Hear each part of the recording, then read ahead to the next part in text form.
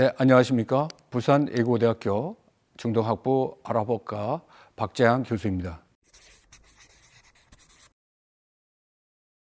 3차 대전은 일어나지 않습니다. 그 이후로는 미국도 지금 내년에 대선을 앞두고 있고 이란이 지원하고 있는 레바논에 있는 그 히즈볼라조차도 군대가 그런 규모가 크지 않습니다. 그래서 히즈볼라를 이용해서 이스라엘에게 제한적인 공격을 할 수는 있어도 전면전으로 들어가기는 어려운 상황이라고 말씀드릴 수 있습니다. 이 분쟁이 확산되려면 또 다른 지역인 이집트와 시리아가 전쟁에 참전을 해야 되는데요. 지금 이집트는 국내 경제 상황이 녹록지 않고, 그리고 이집트는 4차 중동 전쟁에서 주도적인 역할을 했습니다.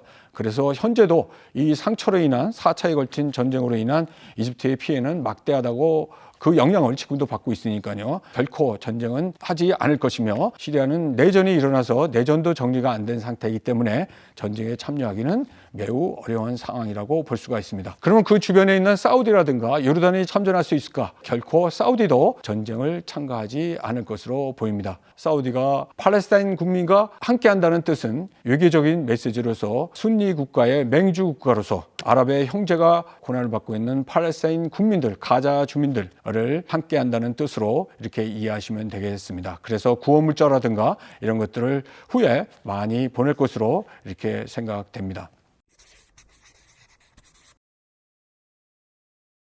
이삭은 여러분들도 다 아시고 계시죠? 아브라함의 첫째 부인인 사라에서 태어났고요. 그래서 유대교에서 기독교인으로 가고요. 그 다음에 이스마엘은 두 번째 와이프에서 태어나서 후에 아람인이 되는 것이죠. 이스라엘 팔레스타인 땅 분쟁 지역이 성서적으로는 구약에서는 가나안 땅입니다. 그 가나안 땅으로 아브라함이 이삭과 같이 살게 되고, 두 번째 부인에서 난 이스마엘은 가나안 땅을 떠나게 되죠. 아브라함이 이삭과 같이 살면서 가나안 땅에 극심한 가뭄이입니다. 가뭄이 와서 그 옆에 문명을 가지고 있던 고대 이집트 문명으로 피난을 가죠. 몇백 년 동안 살다가 모세에 의해서 출애굽을 하게 됩니다. 출애굽을 하면서 가나안 땅으로 되돌아오게 되죠. 그 당시에 가나안 땅에는 다른 민족들이 살고 있었습니다. 그 민족들을 내쫓고 이스라엘 왕국을 건설하게 되죠. 기원 후 AD 37년경에 로마와 결전을 벌이죠. 그때 로마의 승리로 인해서 유대인들을 내쫓게 되죠. 그래서 유대인들이 뿔뿔이 세계로 난민으로 이렇게 나가게 됩니다. 그것을 바로 디아스포라라고 합니다. 그렇게 하면서 유대인들은 전 세계에 2000년 동안 방황을 시작하게 되죠.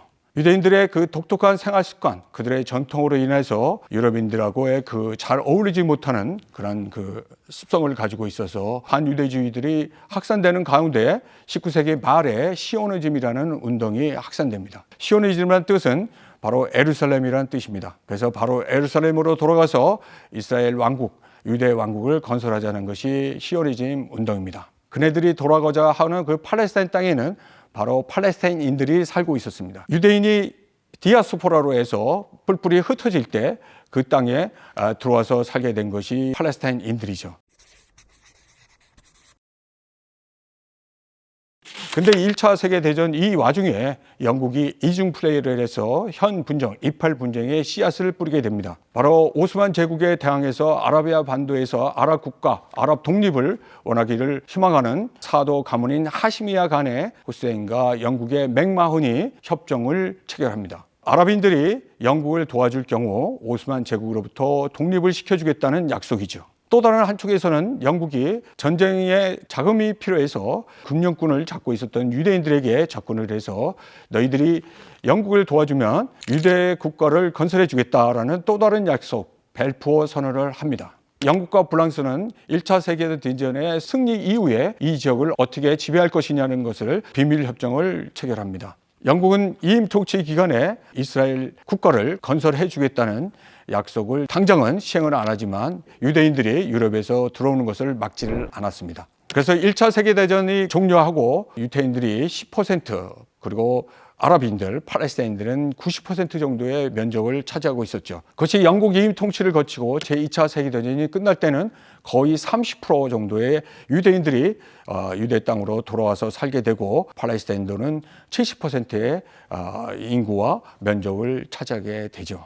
특히 2차 세계대전 동안에 나치 독일에 의해서 600만 유대인들이 학살되는 이러한 사건이 벌어지죠. 그것을 홀로코스트라 그러죠. 이 사건을 인해서 유럽인들은 유대인들에 대한 반유대주의가 누그러지고 동정심이 생기면서 그 난민으로서 받아들이는 것보다도 그들이 원하는 땅에 이스라엘 독립을 시켜주는 것이 더 낫겠다는 그런 지지를 보냅니다. 2차 세계대전 이후에 영국이 이임 통치를 끝내고 이팔 문제를 유엔에 넘기게 됩니다. 유엔은 바로 이 위원회를 착수해서 두 국가를 독립시키는 안을 만들게 됩니다. 팔레스타인은 그 안에 대해서 거부를 했지만 이스라엘은 바로 동의를 해서 1948년도에 독립을 선언하죠. 팔레스타인이 거부한 이유는 두 국가를 독립시키는 데 있어서 영토를 56대 44로 분리를 했습니다. 56을 유대인으로 주고 44를 그 지역에 살고 있었던 민족적으로 인구수로도 많고 면적도 많이 살고 있었던 팔레스타인들에게 44%를 주는 이러한 것들이 팔레스타인들은 동의하지 못했습니다. 팔레스타인이 동의하지 않았다는 것은 아랍인이 동의하지 않았다는 거죠. 이스라엘이 건국을 선포하자 바로 아랍 국가는 이스라엘에 공격을 합니다. 그 당시에 강대국이었던 이집트와 시리아 군대가 참전을 하지요. 미국의 지원을 받은 이스라엘에게 집니다. 그래서 이스라엘은 이 당시에 많은 땅을 차지하게 됩니다. 심지어 팔레스타인이 거주하고 있던 지역까지도 다 차지하고 이 당시에 팔레스타인 난민의 70%가 바로 1차 전쟁 때에 발생하게 되죠. 오슬로 협정이라는 것은 팔레스타인 지역을 자치권을 주는 거죠. 영토와 평화를 교환한 협정이라고도 얘기를 합니다. 그래서 그 당시에 두 지역으로 나누어져 자치권이 운영되고 있었는데요. 여러분들이 알고 있는 웨스트뱅크 서안 지구와 지금의 전쟁이 벌어지고 이팔 분쟁이 벌어지고 있는 가자 지역입니다. 그런데 제1차 분기 때 평화적으로 비폭력 시위를 하는 봉기 피에로 단체인 그 파타의 주축이 돼서 이루어지고 있는 상황 속에서 파타의 정책에 반대하는 또 다른 정파가 파생됩니다. 그것이 바로 하마스 정파입니다. 하마스 정파는 1차 분기 시기에 1987년도에 만들어서 무쟁투쟁 노선을 걷게 됩니다. 하마스를 창설한 야스인은 종교인이면서도 학자로서 구급 이슬람주의를 추구하는 사람입니다. 그래서 이 2차 인티파다에 때는 하마스와 파타가 같이 민중분기를 항거하게 되는데요. 이때 하마스와 파타와 자치권을 가지고 있던 무기를 활용해서 무장 항거를 하게 됩니다. 그래서 1차 인티파다 시에 비무장 항거에서 2차 인티파다에서는 무장 항거로 변하게 되는 거죠. 자치권을 주어졌을 때 초기의 선거에서는 팔레스타인 자치권의 관리자로서는 파타당에서 수상이 나왔지만 2006년도에 선거에서는 하마스가 파타를 이기게 됩니다. 그래서 하마스는 가자 지역에서 이스라엘에게 그 전쟁을 시작하게 되고 파타는 웨스트뱅크 지역으로 나가서 서안 지구를 자치를 하게 됩니다. 아이러니하게도 이 자치 지역이 두 정파가 나눠서 지배하는 이러한 구조로 되어 있는 것이 지금의 팔레스타인의 정파의 정책 노선이라고 할 수가 있겠습니다. 그 뉴스에서 보면 이렇게 콘크리트 벽으로 해서 이스라엘과 팔레스타인 지역에 이렇게 장벽이 쳐 있는 것을 볼 수가 있습니다. 2차까지의 민중 봉기와 이게 크고 작은 자살 폭탄 테러라 사건들이 이렇게 해서 이스라엘인들이 피해를 본다는 그 이유로 자국인들을 보호한다는 명목으로 700km에 달하는 이스라엘 팔레스타인 국경에 그런 장벽을 쳐서 그 팔레스타인들의 고립과 압박, 통제를 하고 있습니다. 가자 지역에 있는 주민들은 그 생활의 질이 떨어지는 것에 대해서 걱정한 나머지 생활 필수품을 보급받기 위해서 가자와 이집트 국경이 라파 지역인데요. 사막지대에 약 2,000여 개의 땅굴을 파서 이집트 쪽에서 물품을 공급받고 이렇게 생활하고 있습니다. 이것이 지금의 이팔 분쟁의 원인이 되고 이 지금의 팔레스타인이 살고 있는 상황이라고 할 수가 있겠습니다. 1948년도에 이스라엘이 독립을 선언했을 때 팔레스타인이 같이 독립을 선언해서 살았으면 되는데요. 그때 그것을 해결을 못했고 캠프 데이비드 협정에 이스라엘하고 이집트가 협정을 체결할 때도 그 팔레스타인 문제까지도 같이 다뤘으면 되었을 텐데 그때도 그 문제를 다루지 못했고 오슬로 협정이 일어났을 때도 확실하게 이스라엘의 자주권을 주면서 향후 평화 로드맵을 확실하게 추진을 했더라면 이렇게 지금의 분쟁은 사라졌을 것으로 생각됩니다.